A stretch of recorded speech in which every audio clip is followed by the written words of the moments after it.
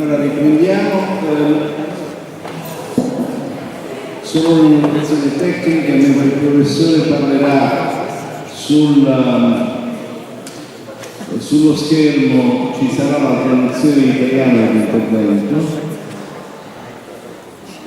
e quindi sarà molto più agevole per tutti ascoltare il professore.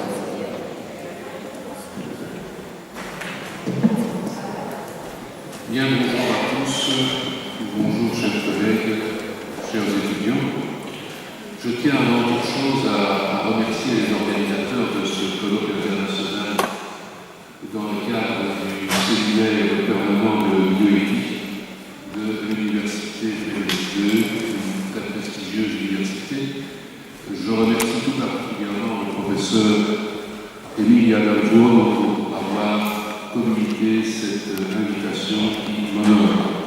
Allora, buongiorno a tutti, cari colleghi e studenti. Voglio ringraziare in primo luogo gli organizzatori di questo colloquio internazionale nell'ambito del seminario permanente di bioetica della Federico II, questo ateneo prestigioso. In particolare voglio ringraziare la professoressa Emilia Dalbuono che ha voluto così includermi in questo consesso così prestigioso. Je dois m'excuser de parler en français, je ne connais malheureusement pas l'italien et mon anglais n'est pas très bon. Heureusement, comme on l'a déjà expliqué, une excellente traduction italienne de la conférence a été rendue disponible et je remercie très vivement la traductrice et encore une fois les organisateurs pour cette facilité. Mi scuso con voi per non parlare la vostra lingua l'italiano e nemmeno l'inglese che nella parte orale è un po' carente, lo leggo ma non lo parlo. Come però è stato già spiegato dal dottor Pinto, è stata fatta una traduzione scritta davvero eccellente dagli organizzatori, dalla professoressa, che sarà esposta, commentata durante la mia lettura, quindi voglio ringraziare ulteriormente per questa organizzazione così efficiente. Transhumanisme à l'épreuve des valeurs humanistes et démocratiques. Posthumanisme et transhumanisme sont souvent synonymes, mais il y a aussi des usages de posthumanisme qui sont très différents et dont je ne parlerai pas. Je ne parlerai que de transhumanisme dont voici une définition courte. Le transhumanisme encourage, sur base volontaire, l'amélioration, augmentation, c'est-à-dire enhancement, des capacités physiques, cognitives, émotionnelles de l'individu à l'aide des technologies matérielles indéfiniment. Le transhumanisme se situe dans le prolongement de la philosophie des Lumières, mais c'est le biologiste Julian Huxley qui introduit le néologisme transhumanisme, équivalent à l'expression evolutionary humanism en 1957. Le XXe siècle a été décrit comme celui de l'effondrement des grands récits, qui donnaient un sens à l'histoire et à l'avenir jusqu'à la fin, fût-elle la résurrection ou la société sans classe. Le transhumanisme propose un nouveau grand récit, sans eschatologie, religieuse ou sécularisée, un récit néanmoins porteur d'une grande espérance. Ce grand récit transhumaniste s'enracine dans l'évolutionnisme et commence par un regard rétrospectif sur l'évolution cosmique et biologique. Il enchaîne avec l'évolution humaine envisagée sous l'angle technologique. Cette chronique de l'homme, décrite comme une espèce ayant toujours été technique, raconte l'histoire comme une histoire d'amélioration grâce à des techniques inventées par les humains. Pierre taillée, langage, agriculture, élevage, écriture, imprimerie, moteur, implant, Internet, etc. À chaque fois, on pouvait s'opposer, et ce fut souvent le cas, en disant que c'était mal, risqué, pas naturel, élitiste, hubris. L'hypothèse sur laquelle le transhumanisme fonde la suite de son grand récit est que l'évolution technologique va se poursuivre et que toutes les potentialités de la technique seront ainsi progressivement réalisées. Mais cette hypothèse optimiste pour l'avenir n'est pas la seule possible et sa réalisation n'est pas garantie. Dans The Future of Humanity, le philosophe suédois Nick Bostrom passe en revue 4 grands récits de l'avenir possible. Premièrement, extinction de l'espèce. Sa possibilité est grande en raison des risques naturels, cosmiques, technologiques innombrables. 99% des espèces terrestres ont fini par disparaître. 2. Effondrement récurrent. Succession d'effondrements catastrophiques de la civilisation humaine suivie de reprises. Mais il est douteux que cette série se poursuive indéfiniment. Plus on s'éloigne dans le futur, moins cela paraît probable. 3. Stase. Arrêt de l'évolution biologique, technique et sociale. État de stagnation et d'équilibre indéfiniment entretenu. Improbable aussi, surtout à mesure que l'on s'éloigne dans le futur, en raison de toutes les causes d'instabilité et de déstabilisation interne et externe à l'espèce humaine. 4. Évolution post-humaine. Évolution avec auto-amélioration, augmentation, transformation ad infinitum. Elle devient plus probable à mesure que l'on s'éloigne dans le futur et à condition qu'il n'y a pas eu extinction. Elle n'est jamais définitivement acquise. Bostrom estime que sur le très long terme, les 2 hypothèses les plus probables sont la première et la dernière. Le transhumanisme a donc une vive conscience de la vulnérabilité et de la finitude humaine.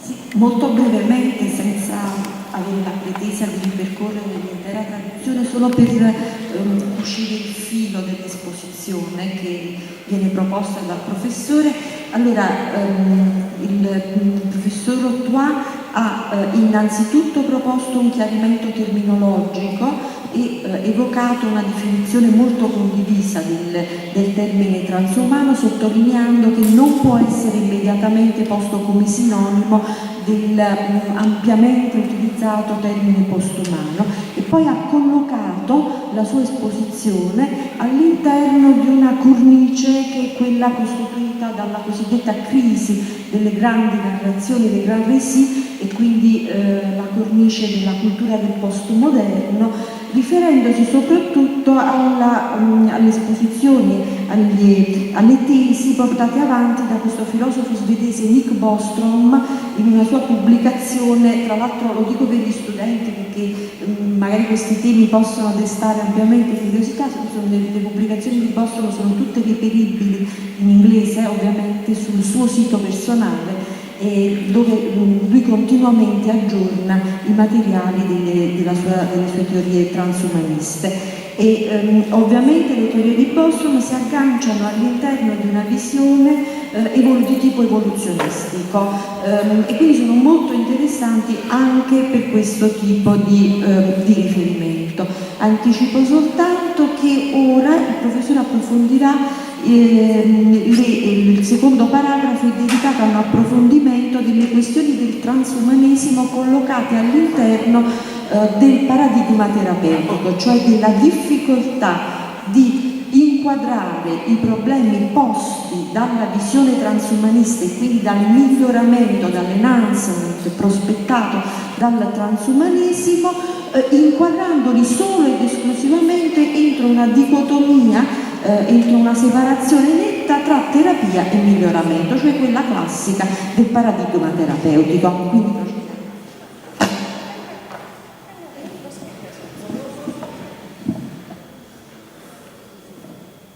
Évolutionniste et vivant et visant l'amélioration, le transhumanisme est un étroit dans le cadre thérapeutique. Bien des démarches médicales ne sont pas thérapeutiques. La vaccination reste-t-elle dans le domaine de la médecine préventive thérapeutique classique ou s'agit-il d'amélioration puisqu'on introduit une résistance inexistante naturellement? Et si l'on passe à l'éventualité d'insérer des gènes renforçant le système immunitaire naturel, change-t-on à ce point de registre qu'il faudrait l'interdire sous prétexte qu'il s'agit à la fois d'amélioration et de génétique? Des molécules diverses, Ritalin, Prozac, Viagra, etc., sont thérapeutiques ou augmentatives selon les circonstances. Des prothèses peuvent augmenter la force ou la précision. La chirurgie réparatrice est depuis longtemps aussi de contenance et esthétique. Des problèmes sont liés à l'absence de reconnaissance d'un paradigme centré autour de l'amélioration et non soumis au cadre institutionnel traditionnel de la médecine. 1. L'extension de l'éventail de la pathologie, le rétrécissement de celui de la normalité. Il faut être considéré comme malade pour certaines prescriptions alors que l'on est dans l'éventail de la normalité.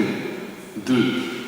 L'amélioration ou l'augmentation ne peut être la finalité déclarée d'un projet de recherche, elle n'est donc pas financée comme telle, ce qui freine la recherche. 3. Les molécules et dispositifs avec un potentiel amélioratif et augmentatif ne sont testés que dans la perspective d'un usage thérapeutique et non dans le contexte d'un usage amélioratif. Les transhumanistes revendiquent la reconnaissance de la visée d'amélioration tant au plan de la recherche technoscientifique qu'à celui de l'accès pour tout individu libre et informé. Ils estiment que la différence entre thérapie et amélioration est floue et qu'elle ne constitue pas un critère éthique valable pour accepter ou refuser une demande d'intervention.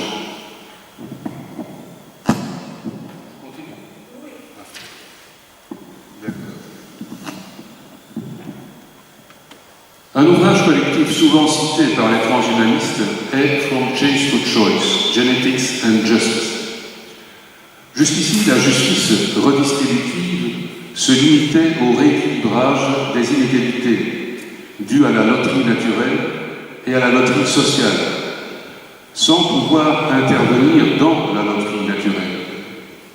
Jusqu'ici, on a procédé de manière indirecte ou externe, par compensation pécuniaire, soins gratuits, enseignement spécial, lutte contre les discriminations, aménagement du milieu, facilitant l'accès aux moins valides. La génétique devrait apporter la possibilité croissante de corriger les inégalités naturelles elles-mêmes. Il s'agit donc de passer de la redistribution de ressources purement sociales à la redistribution de ressources naturelles, les gènes. Peut-on, doit-on intervenir au nom de la justice et de l'égalité des chances dans la loterie naturelle? Les auteurs estiment que oui. Affirmer un idéal de justice et d'égalité d'opportunités pour tous, alors que les individus ont des capacités et des aptitudes physiques et mentales très inégales, et ne pas vouloir affronter cette inégalité de base, est une hypocrisie. L'amélioration génique, somatique ou germinale, pratiquée avec une grande précaution et une régulation appropriée, est une perspective positive pour l'individu et pour la société. Elle doit être autorisée et même encouragée, mais non imposée par l'État. La liberté procréatrice qui postule que les parents veulent le bien et même le meilleur pour leurs enfants doit être préservée. Entre choisir la meilleure école et choisir les meilleurs gènes, la différence est limitée, car l'acquis et l'inné sont également décisifs dans la construction de la personne. Mais de même qu'il faut encourager une éducation conduisant l'enfant à l'autonomie, en ne lui imposant pas une étroitesse de vue dogmatique et fermée. De même, il faudra veiller à ce que l'eugénisme ne favorise que des dispositions génériques, c'est-à-dire des aptitudes polyvalentes qui n'imposent pas un mode de vie déterminé. Il faut préserver pour l'enfant le droit à un futur ouvert. On pense à la santé de base, à des sens aiguisés, une excellente mémoire, une très bonne capacité d'attention, l'intelligence, de la confiance en soi, de la générosité, de l'empathie, etc. L'amélioration de telles aptitudes est compatible avec la plupart des choix de vie ultérieurs. Contre le cauchemar de l'eugénisme totalitaire d'État, la liberté procréatrice constitue un rempart car elle favorise le pluralisme. Des interdits injustifiés conduiront au développement d'un marché noir de l'amélioration génique, avec tous les risques que cela comporte. Cela ne signifie pas qu'il faut s'abandonner au marché. Je cite, « Au contraire, nous croyons que le contrepoids nécessaire au marché est l'État, agissant à la fois comme régulateur et comme fournisseur de services grâce à la taxation. »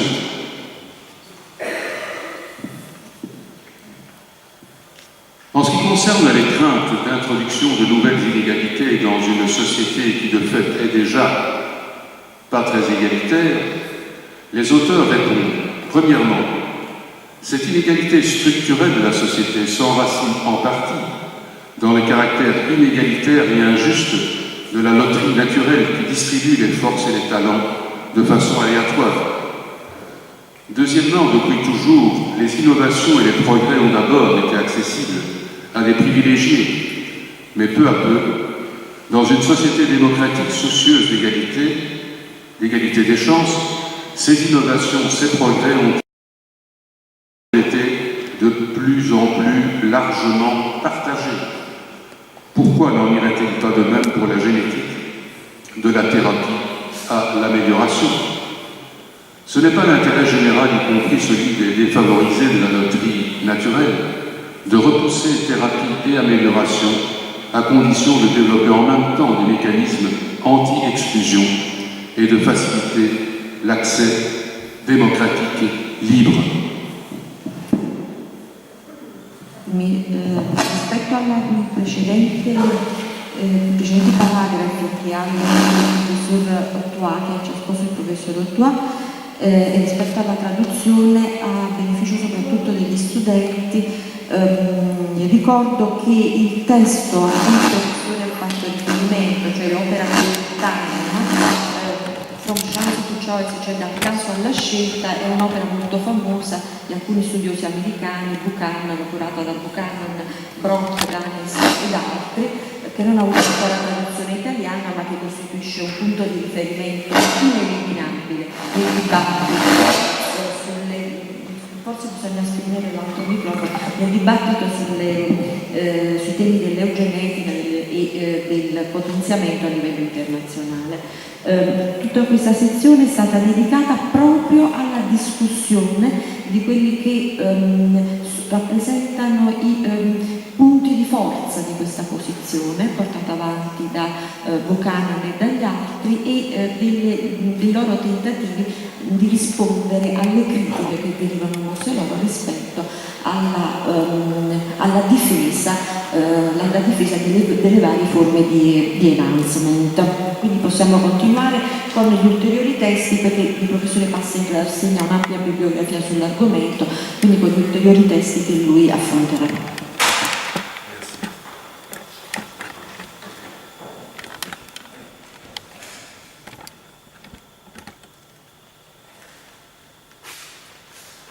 Ce qui précède, c'est-à-dire ce que j'ai dit au sujet du livre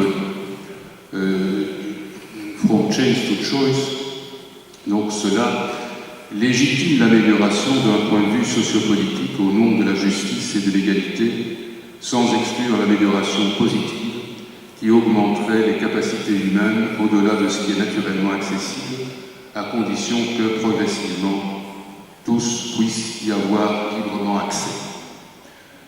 Le philosophe britannique bioéthicien bien connu, John Harris, ne subordonne pas le droit à l'amélioration à ce genre de justification sociopolitique.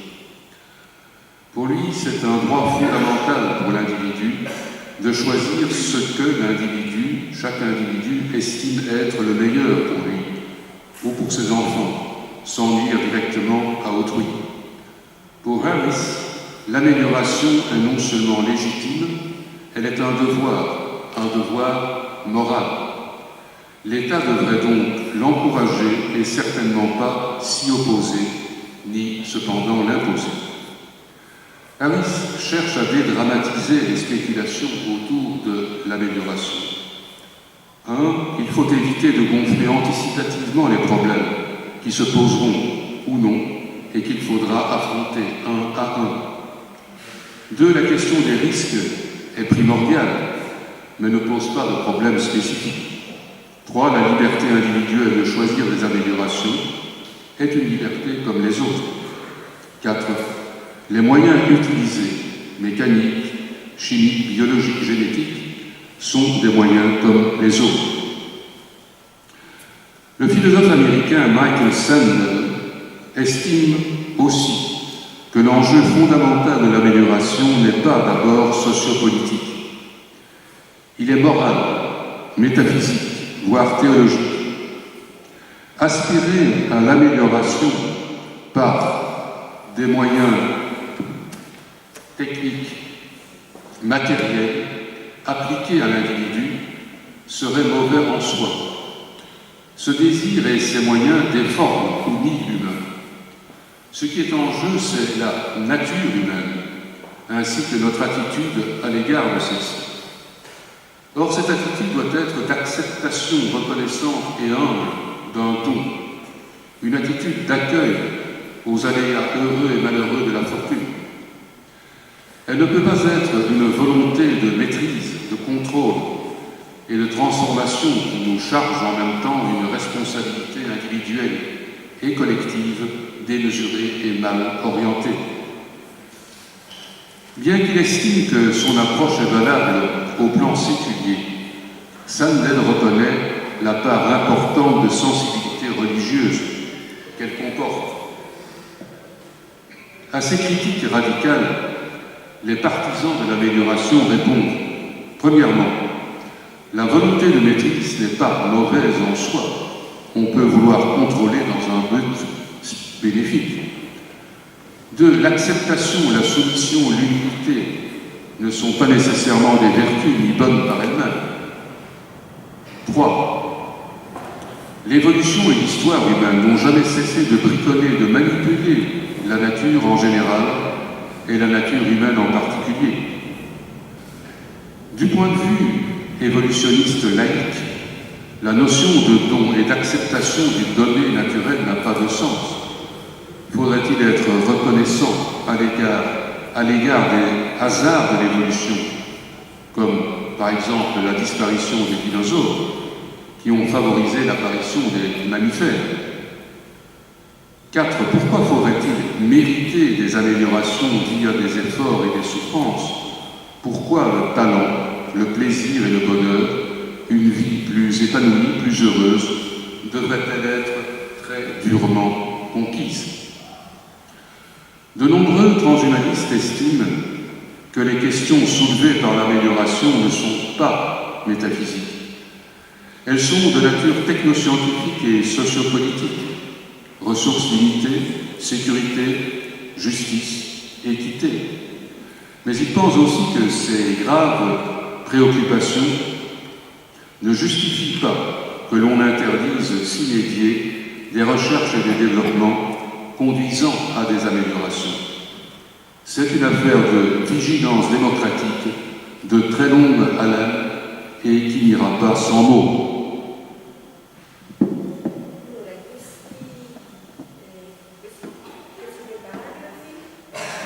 Purtroppo non funzionano.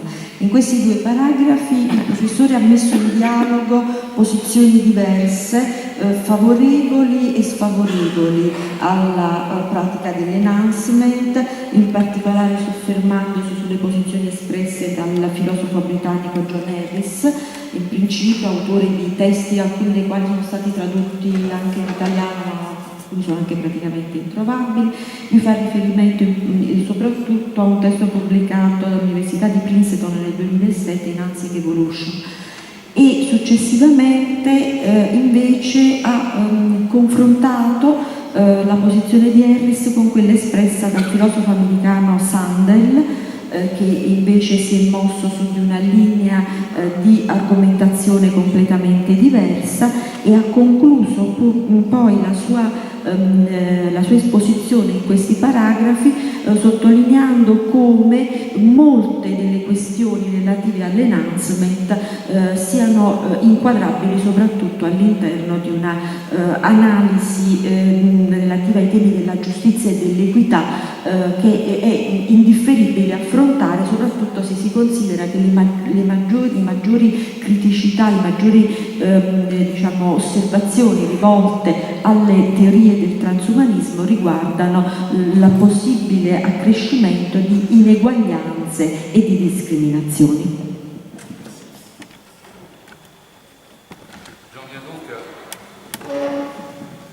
J'en arrive à la partie la plus importante, en quantité en tout cas, de mon exposé, c'est transhumanisme et politique. Le transhumanisme affirme, le mouvement transhumaniste affirme ne se rallier à aucun courant ou parti politique existant. Ces tendances vont du libertarisme au socialisme. Ce qui tient ensemble cette multiplicité est l'idée partagée de la poursuite illimitée par des moyens technologiques de l'amélioration de l'homme dans le respect de l'autonomie personnelle. Une lame de fond du transhumanisme demeure attachée à l'individualisme libéral, voire libertaire, hostile à toute forme de totalitarisme. Le monde d'Aldous Huxley et celui d'Orwell sont radicalement non ou anti-transhumanistes. Ronald Bailey, un transhumaniste libertaire, rappelle qu'un apport capital des Lumières aux démocraties libérales modernes est l'exclusion de la religion de la sphère politique publique, la privatisation des questions relatives au sens ultime de la vie. Cet acquis doit être préservé à propos de l'usage des technologies d'amélioration, car celles-ci engagent aussi des interrogations et des croyances philosophiques ou religieuses ultimes, qui sont du ressort des individus, non de l'État. Ceci concerne tant l'interdiction que l'imposition d'amélioration, car à côté de la volonté d'interdire les améliorations au nom d'un égalitarisme du statu quo ou d'un nivellement au plus petit commun dénominateur, il y a la tendance égalitaire inverse des améliorations obligatoires pour tous, qui, je cite, conduirait à imposer une vision particulière de l'épanouissement humain à ceux qui n'en veulent pas. L'analyse de Bailey met en évidence ces deux faces du transhumanisme. Premièrement, il est une idéologie favorable à l'amélioration volontaire de l'individu par des moyens technoscientifiques. Deux, il entretient simultanément une méta-idéologie qui entend protéger le pluralisme des morales, des philosophies, des croyances religieuses, pourvu que l'individu soit libre de s'engager ou non dans les formes d'existence qu'il choisit. La méfiance transhumaniste à l'égard de l'État rejoint le développement des technologies permettant de contourner le politique en satisfaisant directement les besoins, comme les énergies alternatives décentralisées, privatives, les imprimantes 3D par exemple, et en reliant les individus entre eux grâce à des applications informatiques, ignorant les marchés officiellement organisés et régulés, comme la monnaie numérique du genre Bitcoin ou des firmes comme Uber ou encore Airbnb. Cet idéal libertaire est susceptible d'être supporté à gauche comme à droite, mais il est également dénoncé comme le dernier avatar de l'idéologie californienne qui promet le salut par la technologie. Car le transhumanisme est proche du technocapitalisme futuriste de grandes entreprises américaines, multinationales, dans les domaines des biotechnologies, des technologies de l'information et de la communication, des nanotechnosciences et de l'aérospatiale, en lien plus ou moins étroit avec des agences fédérales telles la NASA ou le DARPA.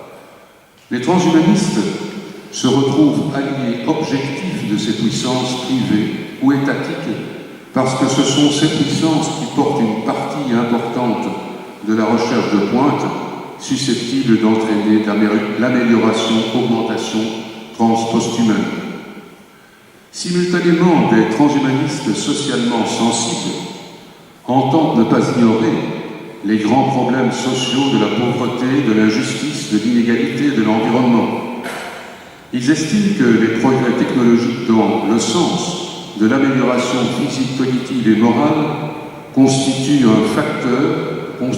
un facteur essentiel pour répondre à ces problèmes et les résoudre. Se détourner de l'amélioration sous prétexte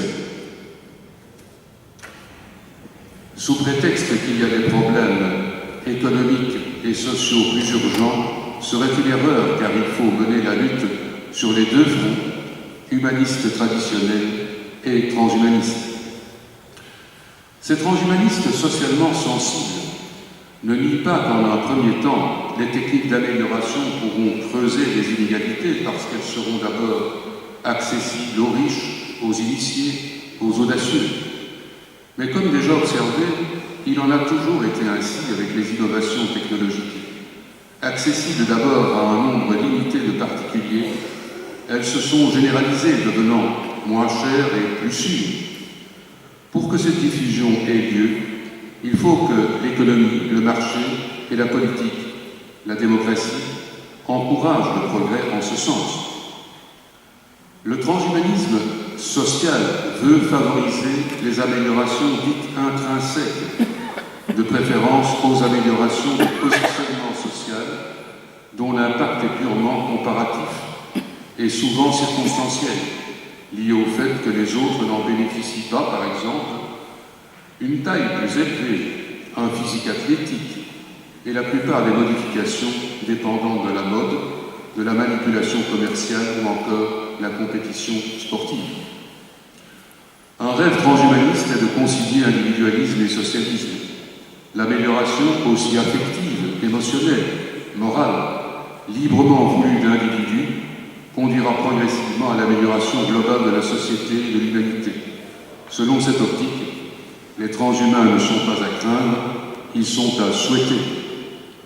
Mais le positionnement politique du transhumanisme reste irréductiblement divers, même contradictoire, en dépit des efforts d'unification opérés par la World Transhumanist Association.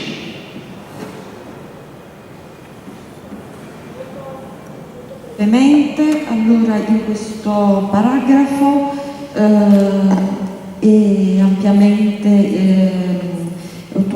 entrato nel merito di una discussione su quelli che sono gli aspetti legati al posizionamento politico anche di quella che lui definisce la nebulosa transumanista e alla difficoltà di considerare secondo schemi rigidi le posizioni espresse dalla nebulosa transumanista. In particolare si è fatto riferimento agli studi di Bailey, studi ampiamente, studi molto recenti, pubblicati appunto nel 2013, e quindi alle distinzioni tra le posizioni espresse dalla corrente del transumanesimo libertario e dalle posizioni espresse da quella che invece il professore ha definito una posizione di transumanesimo sensibile al sociale. E di qui la difficoltà, la problematicità di un inquadramento unitario di questo movimento e quindi tutte le contraddizioni che accompagnano anche i tentativi operati dall'Associazione Transumanista Mondiale di costruire una sorta di base comune, una sorta di terreno comune su cui poter amalgamare le varie posizioni.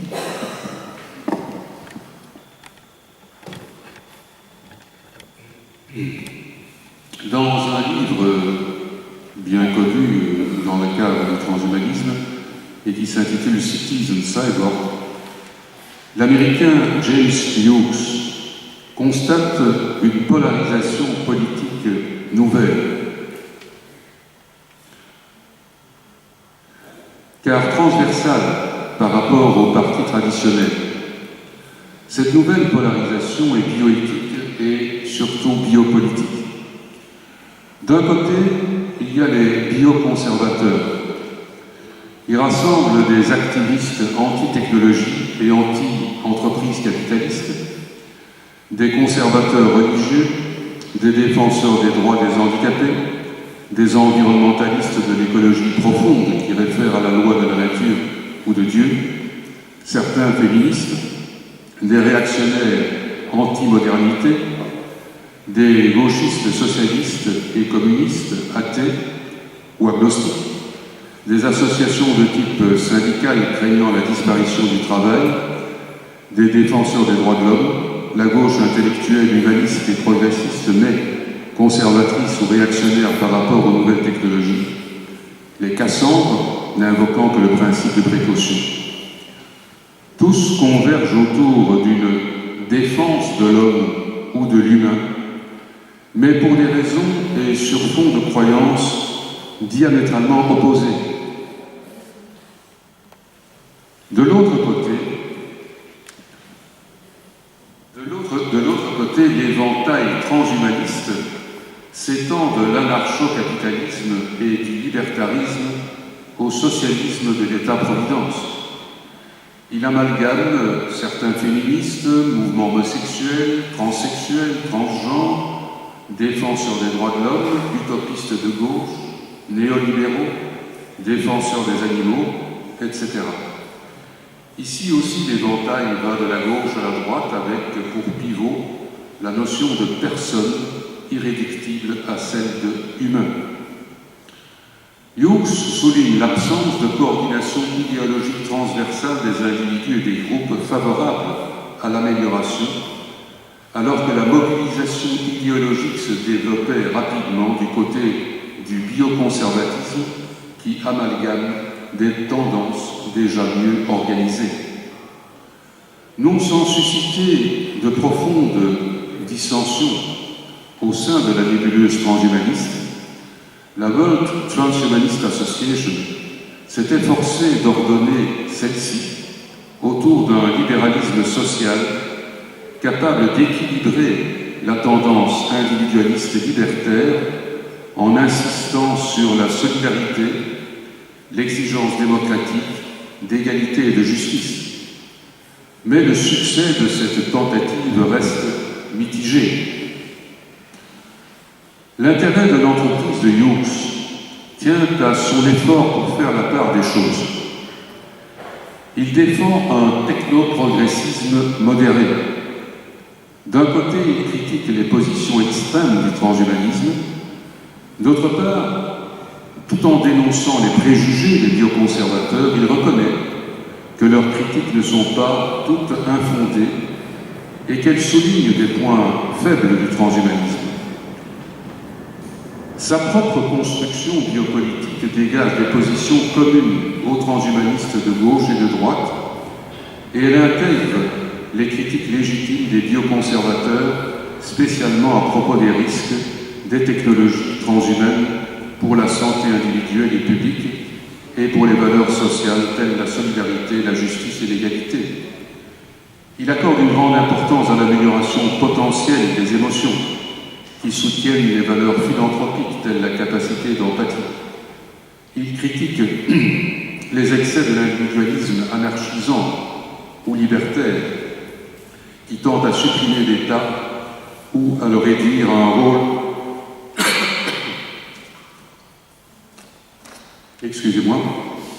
ou à le réduire à un rôle tout à fait marginal.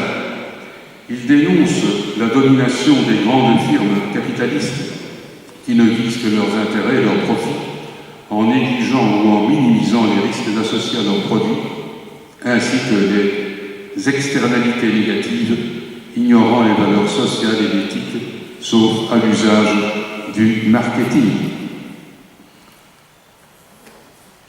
Hughes argumente en faveur d'une synthèse qu'il décrit comme une version social-démocrate du transhumanisme qui ne fouille pas le débat avec ses plus proches rivaux, les bioconservateurs de gauche et les transhumanistes libertaires.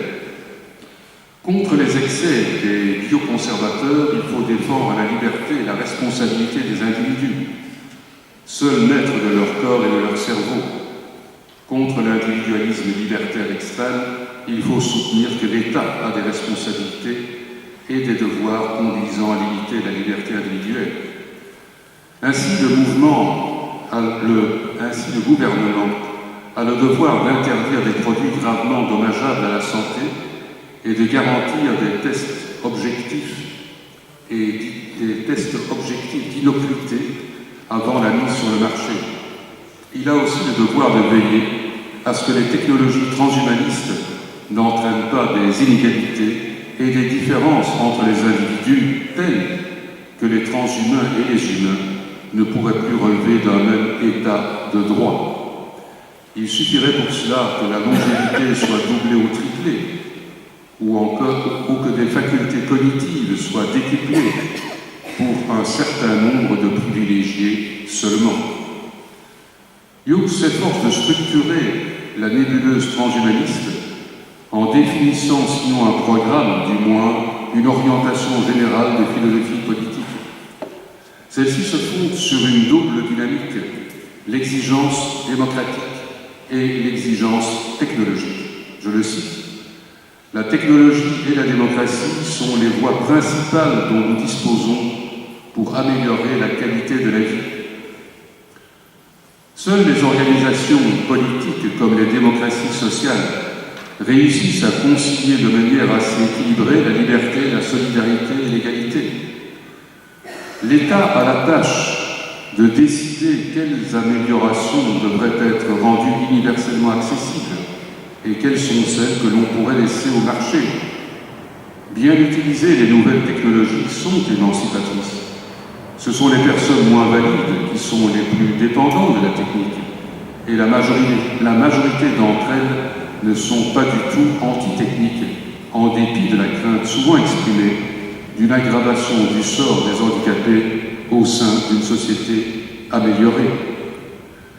La vision biopolitique transhumaniste comprend l'idéal d'un gouvernement démocratique, d'une gouvernance démocratique mondiale. Mais en l'absence de celle-ci, les démocraties feraient une erreur fatale en se détournant de la recherche et du développement visant l'amélioration ou en l'interdisant, car ce refus offrirait des avantages très dangereux à des États autoritaires non ou peu démocratiques.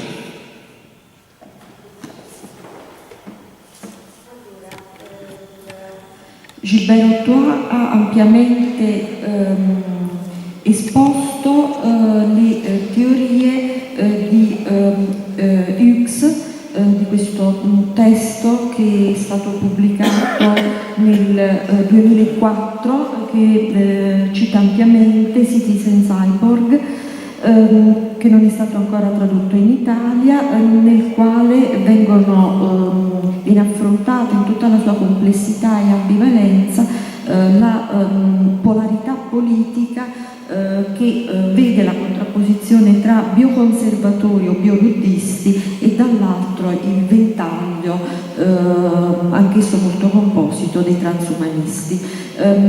Dopo aver reso conto delle varie componenti che rientrano all'interno delle due posizioni, passa ad illustrare la concezione di Hughes relativa a un tecnoprogressismo moderato, un tecnoprogressismo che chiama in causa contemporaneamente sia la responsabilità degli individui, sia anche un ruolo dello Stato, un ruolo di regolazione dello Stato, perché non tutto può essere affidato al mercato. Quindi c'è questo passaggio molto importante in cui è citato direttamente il testo di Hughes, secondo il quale tecnologia e democrazia sono le vie principali di cui disponiamo per migliorare la qualità della vita.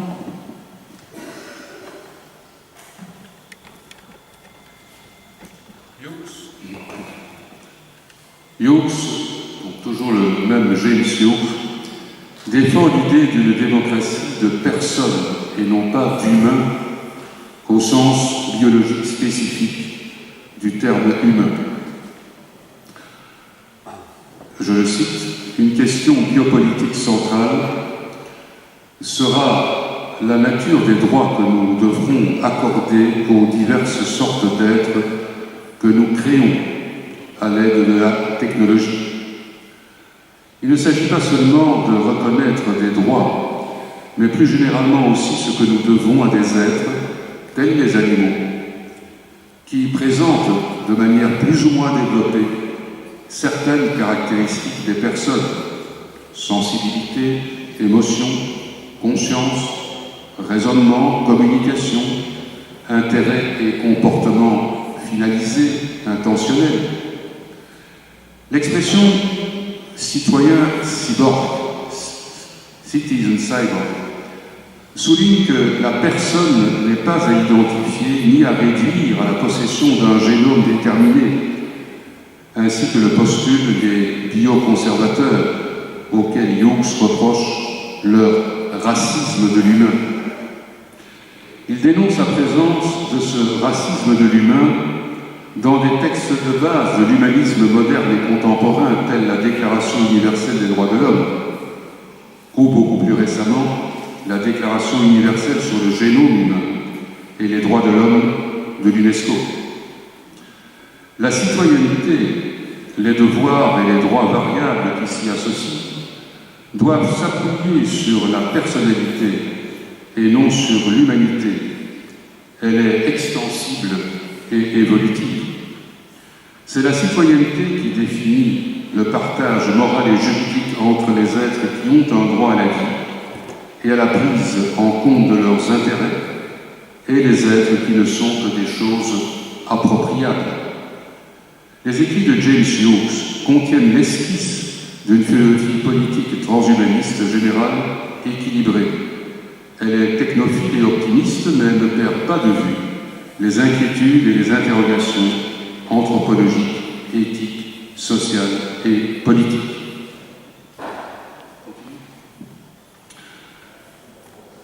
J'en viens ici aux deux dernières parties de mon exposé. Et la première est relative à la question de l'humanisme. Le transhumanisme offre quelque chose à répondre aux religions et aux métaphysiques qui continuent de jouer un rôle considérable de légitimation, souvent implicite, voire inconsciente, dans les prises de position éthiques et politiques pour ou contre les projets de recherche et les innovations. Le transhumanisme offre aussi quelque chose à dire face au nihilisme, c'est-à-dire au vide laissé par l'effondrement des grandes religions métaphysiques et idéologies modernes. Le transhumanisme encourage à regarder en face l'abyssalité de la condition humaine à l'âge technoscientifique. Voyez les 4 grands récits de Bostrom que j'ai décrits en commençant. Donc, regarder en face l'abyssalité de la condition humaine sans chercher refuge dans les abris symboliques des religions et des métaphysiques idéalistes, ni s'abîmer dans le nihilisme ou se dissoudre dans le postmoderne. Il promeut rationnellement et délibérément une espérance d'autotranscendance matérielle de l'espèce humaine, sans limite absolue, a priori, au milieu d'un océan spatio-temporel de risque, dépendant et indépendant des choix et renoncements que les membres de cette espèce opéreront. Le transhumanisme est-il donc un humanisme?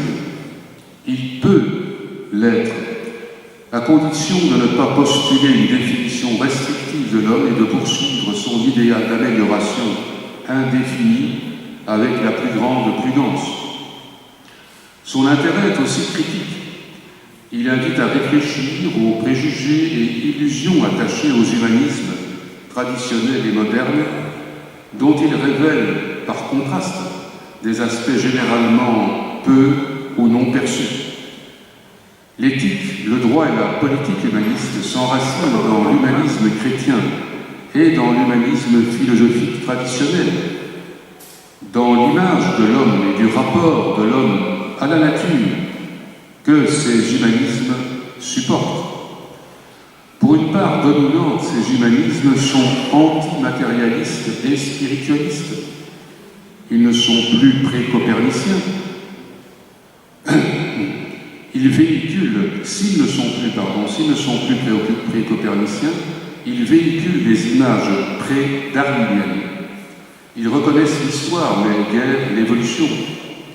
Ils ne voient l'avenir de l'homme que sous la forme de l'amélioration de son environnement et de son amélioration propre par des moyens symboliques, éducation, relations humaines, institutions plus justes, plus égalitaires, plus solidaires. L'humanisme relève d'une image partiellement obsolète de l'homme, une obsolescence dont la cause principale est le développement de la science moderne, de la recherche et du développement technoscientifique et des révolutions théoriques, conceptuelles, paradigmatiques et technologiques que les technosciences n'ont cessé d'introduire. C'est à l'actualisation de l'image de l'homme et de sa place dans l'univers que le transhumanisme modéré, bien compris, travaille. Le transhumanisme, c'est l'humanisme religieux et laïque, assimilant les révolutions technoscientifiques échues et la recherche et le développement à venir, capable d'affronter le temps indéfiniment long de l'évolution et pas simplement la temporalité finalisée de l'histoire. C'est un humanisme apte à s'étendre et à se diversifier, à s'enrichir indéfiniment. Au fil de mon exposé, plusieurs aspects de cet enrichissement critique des humanismes traditionnels et modernes, religieux et laïques, ont été avancés. 1. La critique des préjugés humanistes associés à un anthropocentrisme spéciste et à d'autres discriminations plus classiques. 2. La critique de l'idéalisme et du spiritualisme fondamentaux ou résiduels, des humanismes accordant une importance exclusive, ou en tout cas excessive, au progrès symbolique, au détriment de la reconnaissance de l'importance décisive, actuelle et future des technologies dites matérielles. 3. La capacité d'assimiler l'évolutionnisme, alors que les humanismes demeurent confinés au sein de philosophies de religion de l'histoire et de l'éternité. 4.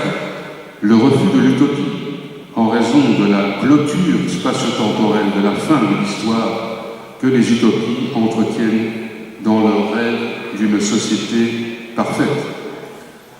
5. Le refus du fatalisme et de l'immobilisme associés aux humanismes résignés ou célébrant la finitude indépassable de l'homme.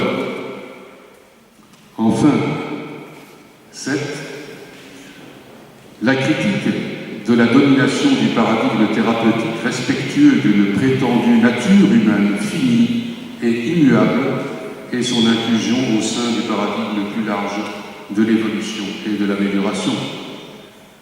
Mais la condition sine qua non pour que ces critiques et accentuations nouvelles puissent constituer un enrichissement de l'humanisme est de ne pas perdre de vue un certain nombre de valeurs portées par les humanismes traditionnels et modernes. Allora, siamo quasi arrivati alla conclusione e Courtois ha ampiamente affrontato ancora il testo di Hughes, sottolineando il suo collegamento con una nozione di cittadinanza che sia il più possibile estensibile ed evolutiva. E adesso in questo paragrafo e poi nell'ultimo paragrafo relativo alla conclusione si sofferma in particolare su un'analisi dei rapporti tra transumanesimo e umanesimo.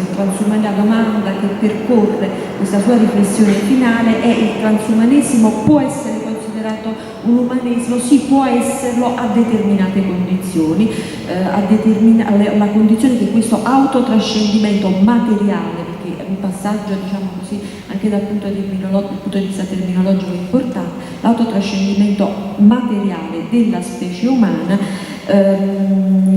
sia realizzato attraverso un superamento di quegli aspetti dell'umanesimo che ancora restituiscono un'immagine obsoleta dell'uomo, e lui li ha elencati nella sua precedente esposizione, aspetti obsoleti che vanno dall'antropocentrismo specista fino a giungere ad un ricorso quasi fatalistico a una finitudine umana insuperabile e alla critica della tradizionale egemonia del paradigma terapeutico.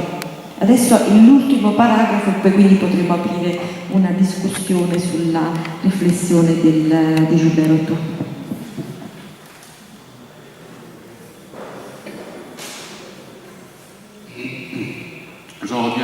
J'en viens donc à ma conclusion qui s'intitule Transhumanisme et bioéthique.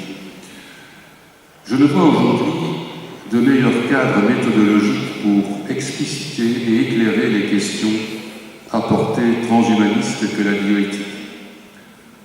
Je veux dire la bioéthique exercée selon toute sa complexité biopolitique et biojuridique nationale, internationale et mondiale, pratiquée au sein de comités indépendants, pluralistes et pluridisciplinaires, capables d'entendre les divers intérêts et points de vue, ainsi que le permettent les démocraties modernes. N'est-ce pas à la faveur du rapport d'un comité de bioéthique américain de haut niveau, Beyond Therapy, que la problématique transhumaniste de l'amélioration a conquis sa visibilité, par contraste avec les positions bioconservatrices. L'approche bioéthique est éclairante et déflationniste. Prenez n'importe quelle question, par exemple l'insertion de puces dans le cerveau ou d'une séquence génique dans les cellules germinales. Passez-la au crible de ce que peuvent en dire les experts scientifiques, mais aussi les juristes, les économistes et les autres participants au débat, et vous verrez que de très nombreux fantasmes, idées fausses et préjugés s'évanouissent, et avec eux les angoisses et les espérances démesurées. En même temps, la complexité multiple des questions apparaît. De nombreux auteurs anglo-saxons, utilitaristes pragmatiques, considèrent que les questions devraient être traitées selon l'approche bioéthique casuistique banale, c'est-à-dire sans l'amplification idéologique ou philosophique entraînée par l'étiquette transhumaniste.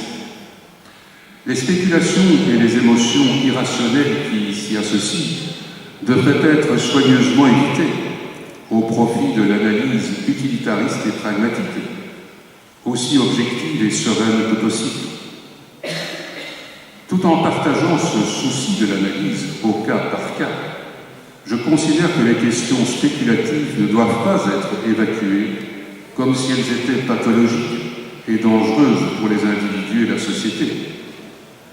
Selon que notre imaginaire spéculatif et narratif, souvent peu conscient et moins encore réfléchi et critique, penche en faveur des croyances et préjugés bioconservateurs ou des postulats et hypothèses transhumanistes, nous ne soutiendrons pas les mêmes entreprises de recherche, ni les mêmes applications, et nous émettrons des avis éthiques divergents. C'est un constat que j'ai fait de façon répétée au cours de mes participations à divers comités de bioéthique. Or, ces présupposés imaginaires et spéculatifs qui nous motivent implicitement, voire inconsciemment, sont rarement exposés au cours des discussions. Un intérêt majeur du transhumanisme est qu'il invite à l'explicitation systématique d'attendus philosophiques et religieux, le plus souvent tus. Au sein du débat bioéthique, le philosophe favorable à un transhumanisme modéré a une double préoccupation qui n'est contradictoire qu'en apparence. La défense et la promotion prudente et raisonnée de l'anthropotechnique améliorative volontaire et le respect effectif du pluralisme, y compris les positions opposées. Voilà, je vous remercie. Je remercie tout particulièrement ma traductrice et commentatrice. Merci beaucoup.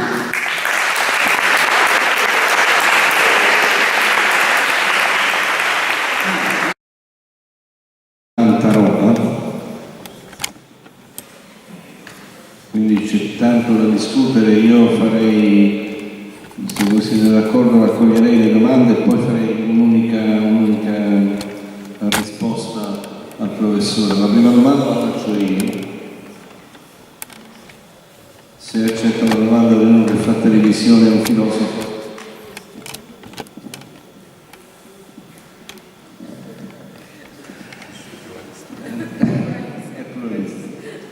Allora, mi sembra di capire che l'idea del transumanesimo moderato si fonda sostanzialmente su alcune pietre d'angolo che sono, lo dico in maniera un po' grossolana, lo Stato e la democrazia.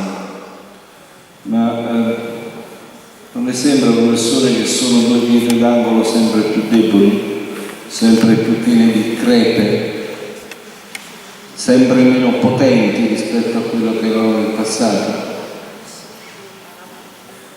E dunque queste fondamenta non corrono il rischio di essere ben presto travolti da altri concetti come lo Stato multinazionale, se ancora di Stato si può parlare, come l'oligrazia, se possiamo usare una parola al posto di democrazia. Quindi quei fattori di regolamentazione che dovrebbe avere il transumanesimo moderato sembrano essere davvero poco forti rispetto agli estremismi, sia da una parte che dall'altra.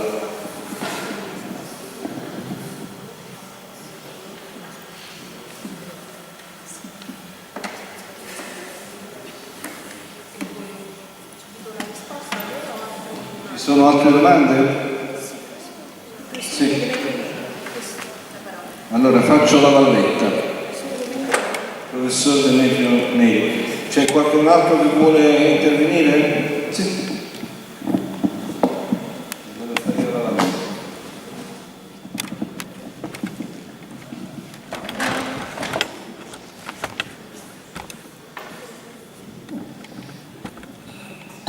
Parlo in italiano o in inglese?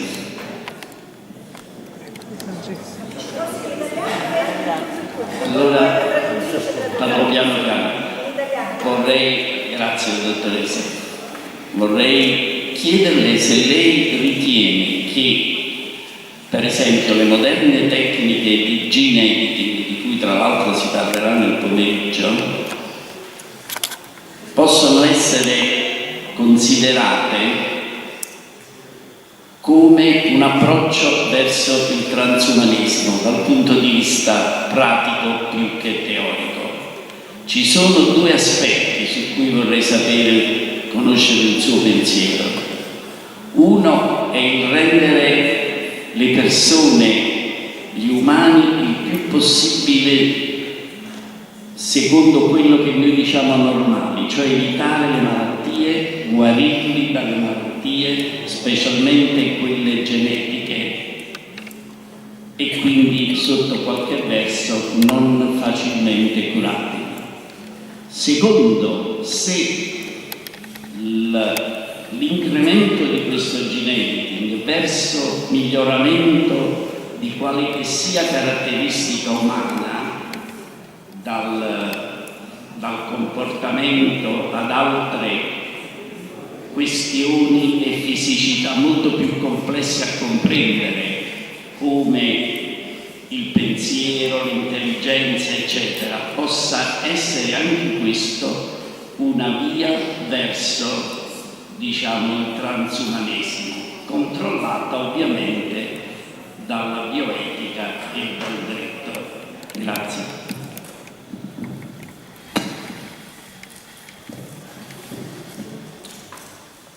Bene, io avevo due domande e una precisazione. La prima l'ho già detta al collega che mi ha preceduto sul gino editing di cui ho parlato qui l'anno passato e riparlerò domani, quindi non mi ci trattengo. La seconda è più che altro una richiesta di precisazione, perché credo che John Harris non sarebbe molto d'accordo nell'essere annoverato tra i transumanisti. E molto spesso mi dice come agenda politica il transumanesimo mi è estraneo, anche se poi oggettivamente in base ai suoi libri abbiamo parecchie convergenze. E la terza è una domanda, diciamo così, un po' generale. Secondo lei potremmo dire che il vantaggio, diciamo, del transumanesimo rispetto alle sue molteplici radici degli umanesimi tradizionali, possiamo dire che sta nel fatto che questi umanesimi tradizionali si ostinano a ragionare ancora, per usare una frase famosa, ex Darwin non daretur, come se Darwin non fosse mai esistito? Sono altre domande?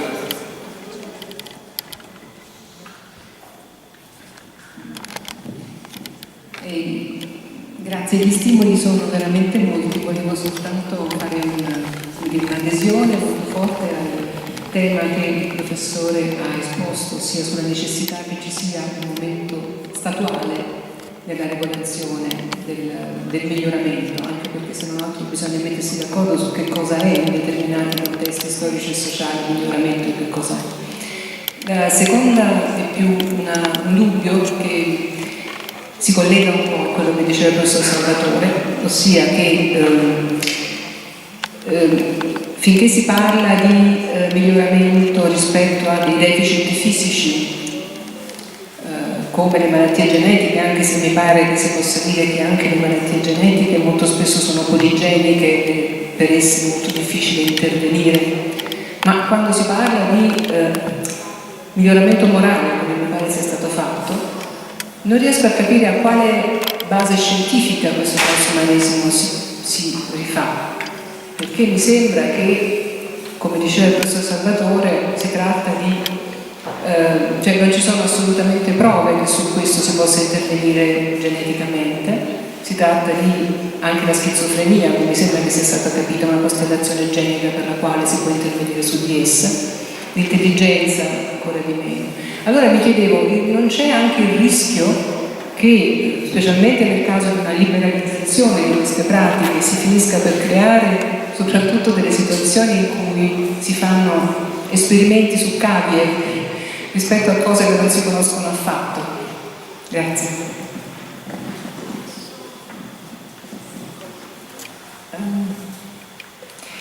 Buongiorno, volevo un po' ricollegarmi poi forse a quest'ultimo intervento. Io non sono assolutamente un'esperta,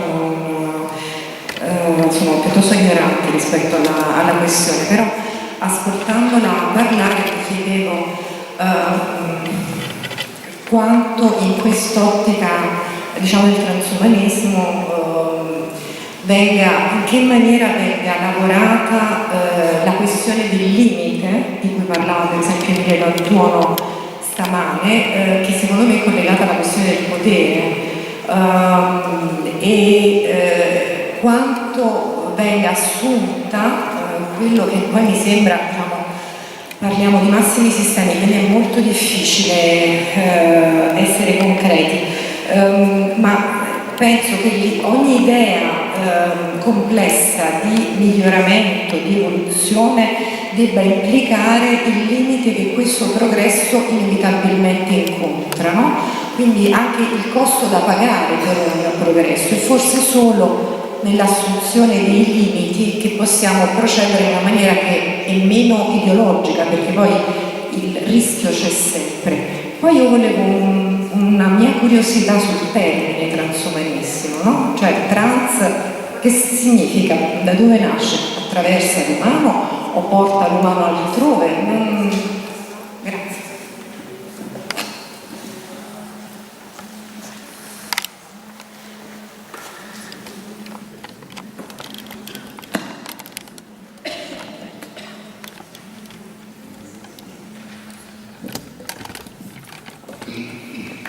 Bien, je vous remercie tous pour ces questions qui sont nombreuses et très difficiles. Je vais essayer de les reprendre une à une. Il faut d'abord bien se rendre compte de ce qu'on appelle transhumanisme. Allora sì, proverò poi dopo a tradurre. Innanzitutto c'erano dei ringraziamenti per tutte queste domande che sono molto complesse e quindi cercherò, dice il professore, di ripercorrerle una ad una. Et en ce qui concerne la première question, donc liée à l'évolution politique, il est important de se souvenir du fait que le transhumanisme a commencé sous une forme individualiste. L'evoluzione politica bisogna ricordare che il transumanesimo Oui, un peu plus, oui. Donc sous une forme individualiste et libertaire ou libertarienne, d'individus considérant qu'ils ont le droit, voire le devoir de s'améliorer grâce à toutes les techniques qui seront développées. C'est après coup que des questions ont commencé à se poser en ce qui concerne les aspects sociaux. N'est-ce pas? Si ce rêve était réalisé, quelles seraient les conséquences du point de vue social, économique aussi, politique, juridique, etc. Donc il y a eu un second temps dans l'histoire du transhumanisme qui est celle de la réflexion sociale et politique, et James Hughes, dont j'ai parlé, se situe dans ce deuxième moment, comme la World Transhumanist Association, avec tous les chapitres, toutes les sections, quand c'est une société, une association internationale. Il y a un chapitre italien de la World Transhumanist Association, il y en a un en Belgique, en France, etc. Donc ils ont élaboré une philosophie, disons, politique plus sociale, en tout cas pas néolibérale, pour répondre aux objections venues de l'individualisme ultralibéral du début du transhumanisme. Est-ce que cette position plus sociale, démocratique, a quelque chance de pouvoir aider à régler les problèmes? Je crois que ça n'est pas seulement le problème du transhumanisme, je crois que c'est le problème de toute une série d'aspects de notre société, comment équilibrer le pouvoir des multinationales, comment contrôler, comment résoudre tous les problèmes de notre société extraordinairement technologique. Je vais m'arrêter là. Prima domanda sull'evoluzione politica, bisogna ricordare che il transumanismo si è sviluppato prima attraverso una fase in cui c'era un individualismo libertario abbastanza spinto, ovviamente riassumo, e in qualche modo secondo il quale in questa prima fase gli individui cercavano di migliorarsi, ma sempre su una base di una spinta individualista, ed è solo dopo, in un secondo momento, che si è posta di più la questione sociale, ci si è interrogati su quali sarebbero state le conseguenze se questo davvero fosse accaduto, si fosse prodotto. Ed è in questa seconda fase del transumanismo che James Youth, che ho citato, porta avanti la sua riflessione e si sviluppa poi l'Associazione Transumanista Mondiale, quella con l'acronimo VTA, e d'altronde en passant voglio dire che ci sono vari capitoli in questa associazione, c'è anche un capitolo italiano, ma c'è il capitolo belga, eccetera, che ha elaborato in pratica un tentativo di risposta alle obiezioni che erano state mosse, diciamo, a quella che era stata la prima fase del transumanismo, quindi alle obiezioni sull'eccessivo individualismo. Quindi solo considerando, diciamo, questa evoluzione possiamo effettivamente poi comprendere questa posizione più sociale e ci si interroga anche nell'ambito delle posizioni dell'Associazione Mondiale se il transumanismo abbia la possibilità di risolvere queste contraddizioni, ma che non sono solo proprie del transumanismo, ma di qualunque teoria politica, per esempio come equilibrare, come trovare un equilibrio tra il potere delle multinazionali, degli individui, eccetera. Merci. Oui, pour conclure sur ce point, le problème, c'est le problème des alternatives. Le transhumanisme modéré, c'est certainement pas la solution, mais peut proposer de mieux. Est-ce qu'il faut être bioconservateur et interdire globalement, comme certains voudraient, ou est-ce qu'il faut laisser faire l'individu? Le problème, c'est toujours le problème d'alternative. De mon point de vue, dans ce que j'ai lu dans le domaine de la littérature transhumaniste, qui est une nébuleuse, il me semble que c'est la position la plus sage, la plus prudente et la plus intéressante aussi, parce qu'au fond, cela revient aussi à dire que pour chaque problème, chaque question, chaque recherche, il faudra réunir les intéressés, il faudra réunir les spécialistes, en discuter, en débattre et voir ce qui doit être régulé et ce qui ne l'est pas. Voilà, je ne peux évidemment pas, dans ma réponse, résoudre tous les problèmes du monde.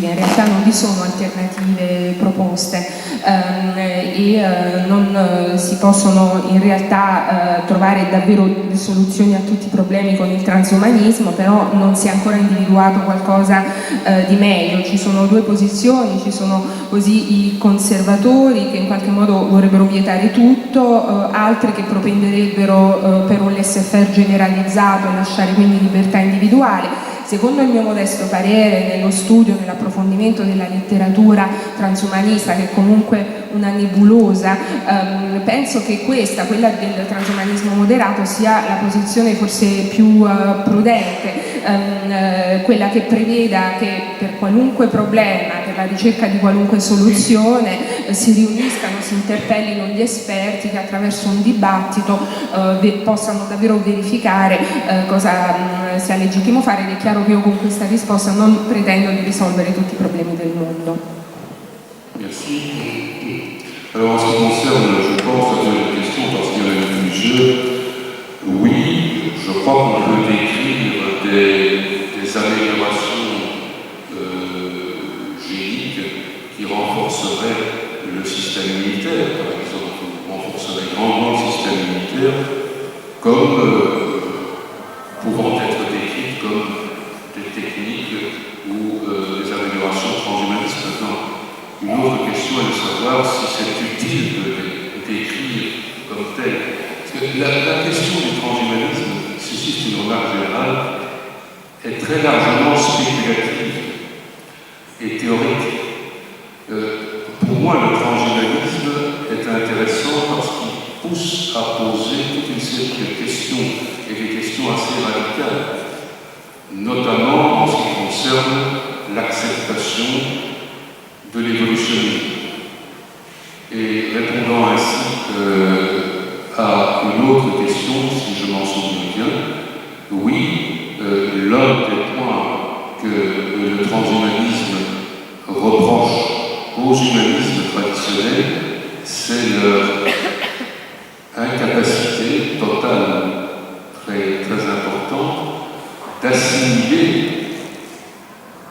les leçons de l'évolutionnisme darwinien et de la temporalité immense qui est ainsi invite, je veux dire, que l'homme n'a pas du tout intégré sérieusement, je crois, l'idée qu'il est le produit d'une histoire qui s'étend sur des millions de milliards d'années et que le futur, un futur réel, je veux dire empirique, est un futur de millions d'années. L'humanité, l'espèce humaine, a en principe des millions d'années devant elle. Et ni la notion d'histoire, avec une fin d'histoire, n'est-ce pas, ou la religion qui dit l'éternité, ne prennent vraiment au sérieux cette temporalité-là dans laquelle nous vivons, nous agissons. Ce qui veut dire aussi que de mon point de vue, ces questions transhumanistes, ça n'est pas seulement pour aujourd'hui, pour demain, cela va se poursuivre au cours des décennies, des siècles et peut-être des millénaires. Je ne pense pas du tout, moi personnellement, je ne pense pas que nous allons devenir transhumains ou post-humains dans 10 ans, 20 ans, ou même dans un siècle. Ça va être, si ça se fait, très progressif, lent avec des poussées, une diversité aussi.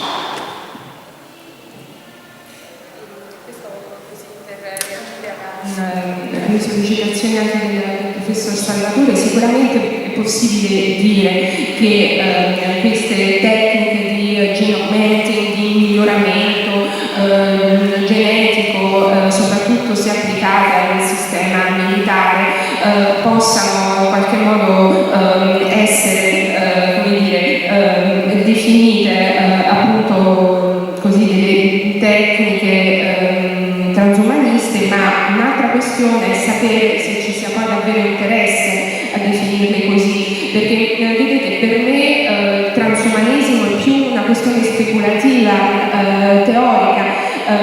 In realtà questo mi conduce anche a reagire all'altra sollecitazione sul riferimento a Darwin. Sicuramente il transumanismo in qualche modo è interessante per me nella misura in cui spinge a interrogarsi su questioni molto radicali, come per esempio l'accettazione dell'evoluzionismo, perché in realtà è questo davvero quello che il transumanismo rimprovera ai umanesimi tradizionali, cioè l'incapacità totale, e questo è importante da sottolineare, di assimilare l'evoluzione evoluzionista darwiniana e tener conto della temporalità in cui l'uomo è immerso. In realtà è questo, l'uomo non ha integrato sul serio, seriamente, la temporalità, il fatto che è un prodotto, la sua specie, di un passato che si estende su milioni di anni, che ha davanti a sé un futuro altrettanto lungo, altri milioni di anni. Io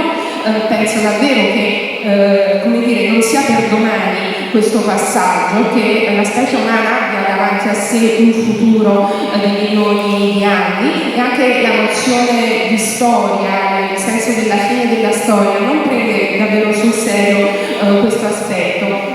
Quindi in realtà la questione è appunto questa: il transumanesimo non è una cosa che accadrà nel brevissimo termine. Io non penso, se dovrà accadere, che sia una cosa che è da attendersi per 10 anni, ma nemmeno per questo secolo. E comunque è qualcosa che si iscrive in una temporalità molto più lunga.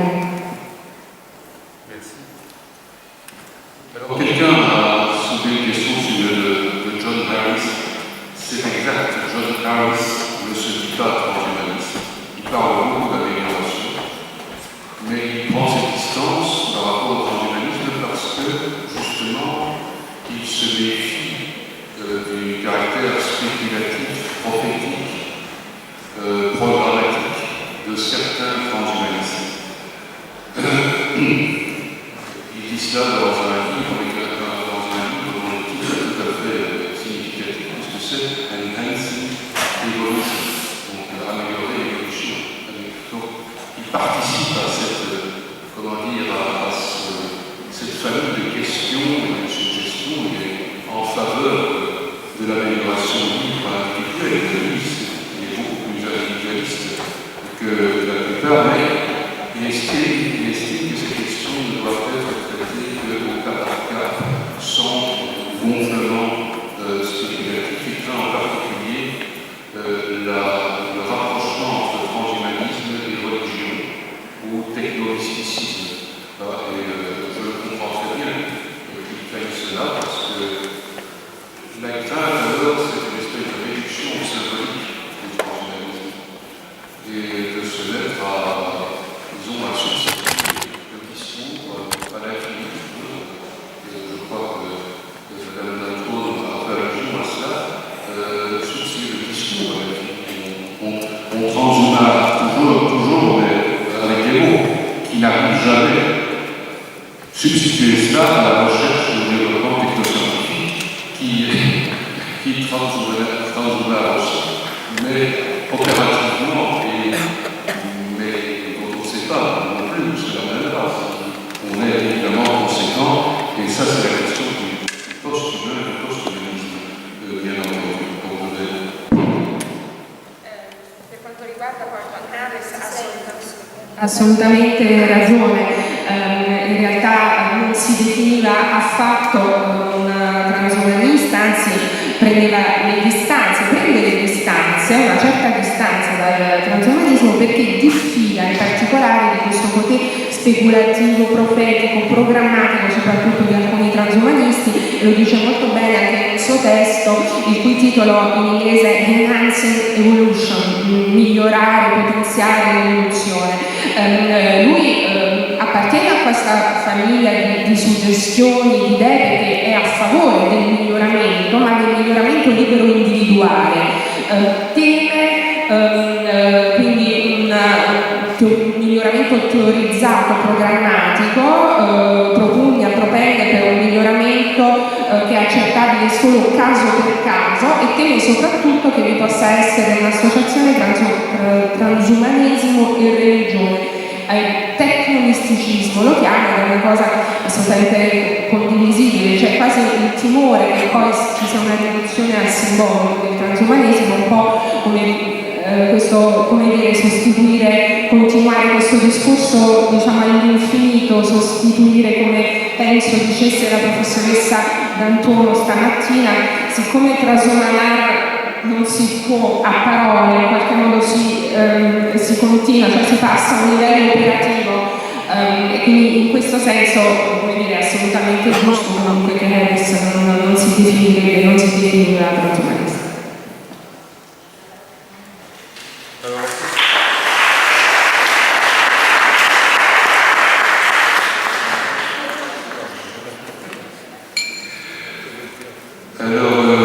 La question sur l'amélioration morale, c'est une question extrêmement difficile, je n'ai pas la réponse.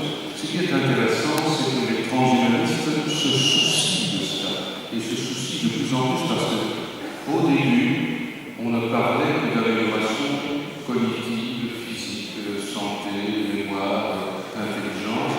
Depuis quelques temps, quelques années, 10 ans, 15 ans, la question de l'amélioration morale est, disons, là. Alors qu'est-ce que ça peut vouloir dire? Des techniques, elles n'existent pas, ça doit jouer sur les émotions, évidemment. Il existe évidemment des molécules, des dispositifs qui agissent sur les émotions humaines. Bon, tout cela est extrêmement spéculatif, c'est à dire, et je crois qu'on ne peut pas à ce stade aller plus loin, mais ça veut quand même dire aussi que les transhumanistes rappellent une ancienne devise, pas de science sans conscience, on devrait dire ici, pas de technoscience sans conscience.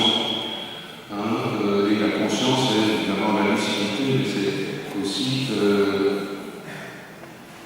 la réflexion morale, la capacité de juger moralement. Voilà, il y a très peu de choses concrètement à dire à ce sujet, mais on ne voit pas pourquoi un jour on ne pourrait pas, jusqu'à un certain point, contrôler les émotions qui sont à la base d'un équilibre moral épanoui des individus, étant donné, si l'on est matérialiste, et si l'on considère que toute la phénoménologie du cerveau, y compris la phénoménologie morale, si je puis dire, a des bases physiques, biologiques, peut-être jusqu'à un certain point aussi géniques. Il y a des racines géniques qui sont liées à la violence, par exemple, etc. Donc, voilà, on ne peut pas en dire plus, sinon on est dans la science-fiction, dans la prophétie. Je me méfie très fort de ces transhumanistes qui sont très abondants en exemples, en illustration de science-fiction, nous disant que demain il y aura tout ceci, tout cela. Je ne le crois pas. Mais je crois que ces questions se posent et que cela viendra, que cela pourrait venir, s'il n'y a pas un scénario catastrophe qui supprime notre civilisation technoscientifique.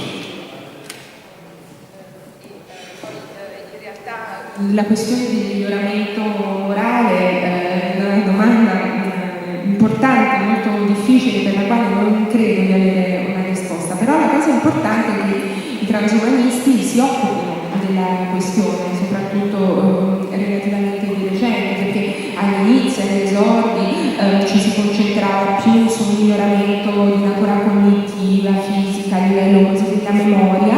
Ora invece ci si occupa del miglioramento morale e in realtà cosa dire a questo proposito? Tecniche vere non ce ne sono, non si può dire che siano state individuate, si parla di emozioni e certo ci sono delle molecole che agiscono poi sulle emozioni, ma non possiamo andare oltre. Forse il transumanesimo potremmo dire che fa suo il motto che una volta era non c'è scienza senza coscienza, in questo caso sarebbe non c'è tecnoscienza senza la coscienza, per coscienza intendersi la lucidità, quindi la riflessione morale. È chiaro, sono poche le cose che si possono dire al riguardo, se non che forse, probabilmente un giorno, se questo accade, potrebbe essere possibile controllare delle emozioni che sono poi alla base dell'equilibrio morale della persona. Se siamo materialisti, se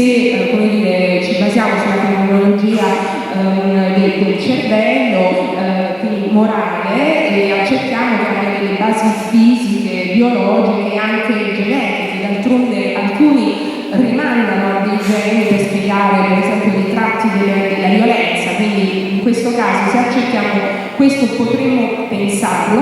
Io però devo dire che diffido di quei transumanisti che elaborano troppo su questo, perché sfociano inevitabilmente nella fantascienza. Questo io non credo davvero che sia il caso di farlo, però penso che è una cosa che possa accadere, magari non domani, ma appunto in futuro, a meno che non vi sia l'evento catastrofico che, come dire, ci spazza via come specie dal pianeta.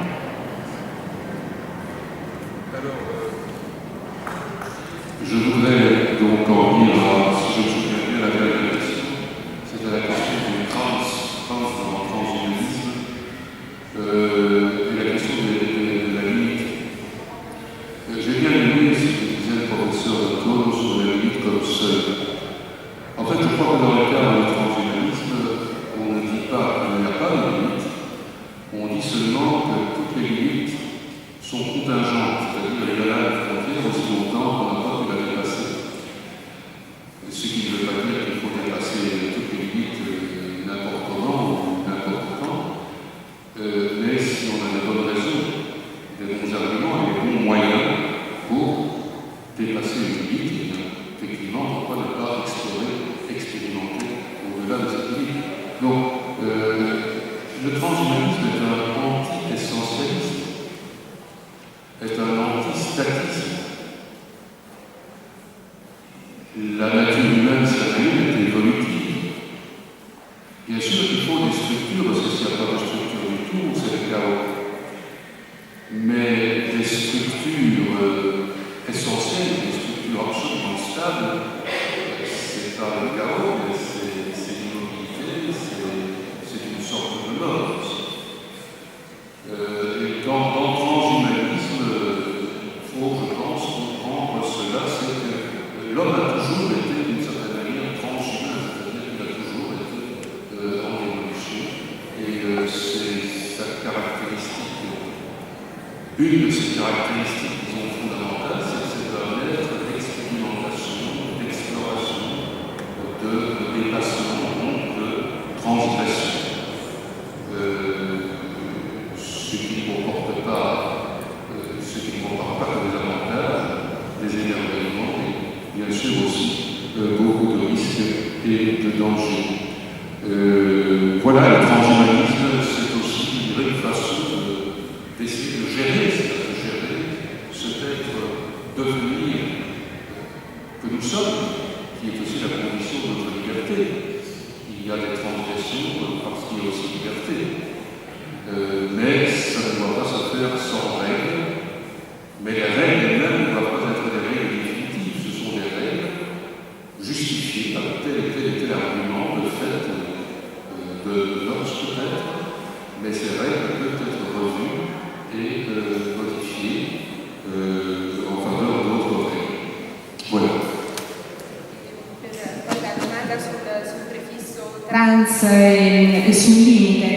Innanzitutto devo dire che mi è piaciuta moltissimo quanto diceva la professoressa D'Antuono stamattina sul limite e sulla soglia, sull'idea della soglia, perché in realtà nel transumanesimo non si parla di limiti, non ci sono limiti, o meglio, i limiti sono contingenti, sono legati alla contingenza, quindi è una frontiera che in qualche modo si vacca ma si può anche spostare.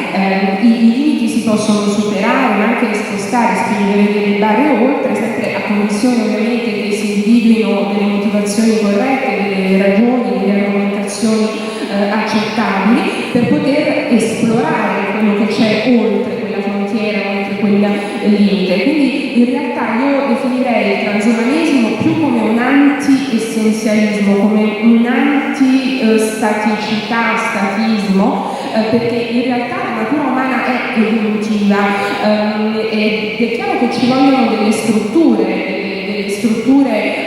ma non strutture essenziali statiche, perché altrimenti si vedrebbe il caos, ma sarebbe l'immobilismo e la morte.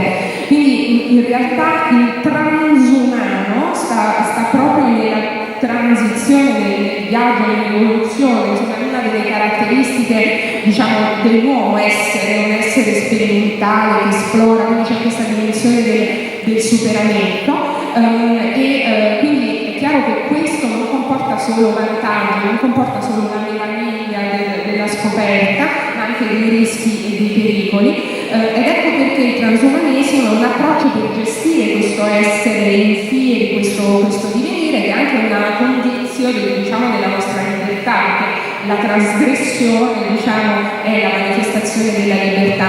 È chiaro che ci vogliono delle regole, ma regole che non devono essere definitive, ma che sono giustificate di volta in volta sulla base di argomentazioni, di valutazioni, e nulla vieta appunto che queste regole vengano rivisitate, riviste a seconda della contingenza.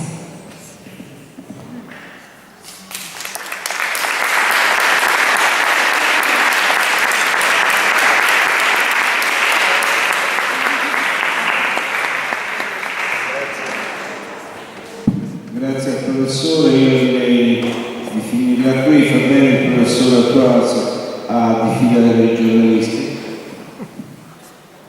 E vi lascio perché l'appuntamento è alle 15, sarà presieduto sempre in questa sala da qualcuno che è certamente più bravo di me, che è Stefano Vittorio Franco, che è comunque più bravo di me. E la tavola rotonda ci sarà Gaetano Premi, il professor Tessitore, Luigi Nicolai, Franco Salvatore che è già qui, Pietro Salatino, Luciano Maiolo e Lucio Annunziata. Appuntamento sempre in questa sala alle 15, ma si è arrivati alle 15:15.